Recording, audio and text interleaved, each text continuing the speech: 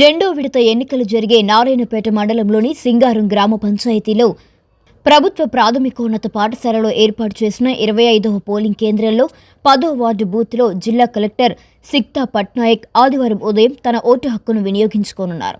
సరిగ్గా ఉదయం 8:25 పోలింగ్ కేంద్రానికి చేరుకున్న కలెక్టర్ నేరుగా బూత్లోకి వెళ్లి ఓటు వేశారు.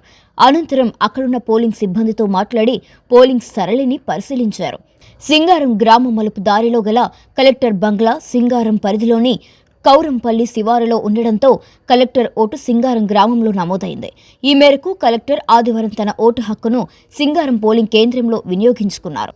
రెండో విడతలో దామరగిద్ద, నారాయణపేట, ధన్వాడ, మరికల్ మండలాల పరిధిలోని గ్రామాలలో ఎన్నికల పోలింగ్ జరుగుతోందని, జిల్లా కలెక్టర్ నుంచి వెబ్ కాస్టింగ్ ద్వారా తాము పోలింగ్ సరళిని పర్యవేక్షిస్తున్నామని, అంతటా ప్రశాంతంగా పోలింగ్ కొనసాగుతుందని కలెక్టర్ సిక్తా పట్నాయక్ పేర్కొన్నారు. తాను కూడా ఇక్కడి సింగారం గ్రామంలోని 10వ వార్డు పోలింగ్ బూత్లో ఓటు హక్కును వినియోగించుకోవడం జరిగిందని కూడా తెలిపారు.